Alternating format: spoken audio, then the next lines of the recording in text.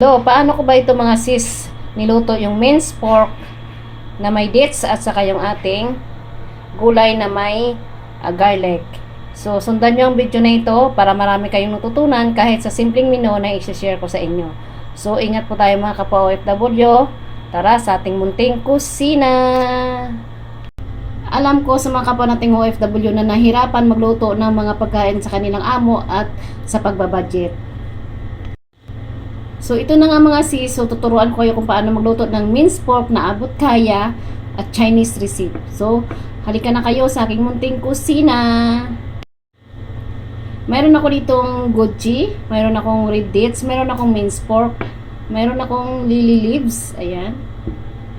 Meron akong sesame oil, meron akong soy sauce, at syempre hindi mawala yung ating cornstarch. At dito, maglalagay tayo dito ng konting soy sauce. Isang kutsara lang muna. Maglagay rin tayo dito ng isang kutsarang sesame oil. At isang kutsara ng cornstarch. Maglagay lang tayo dito ng konting asin. Konting white pepper. Paghaluin na natin ito gamit yung ating mga tinidor, mga sis.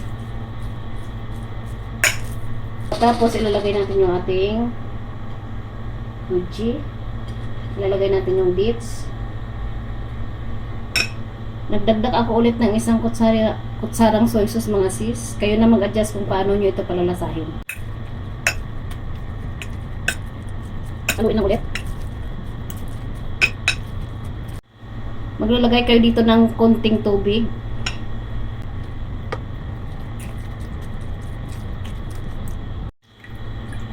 Ganyan na siya, ilalagay natin sa taas yung ating lily leaves. Ilalagay mo muna natin ito sa ating chiller. Ayan. So, para mag-mix ng ating mga ingredient at masarap nating kakainin. Pagkatapos natin kutin sa ating rep, ayan, i-steam natin mga sis ng 15 minutes.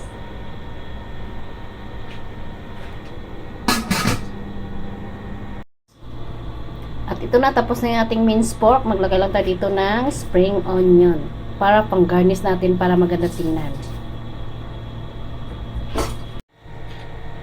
At nag-blush lang ako dyan ng ating gulay, mga sis, na may luya at saka asin. At dito, maglagay tayo dito ng mantika.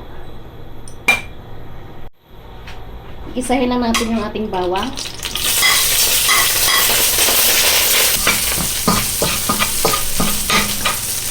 Kung okay na, maglagay tayo ng sesame oil na konti. Dito, ilalagay na natin sa ating gulay.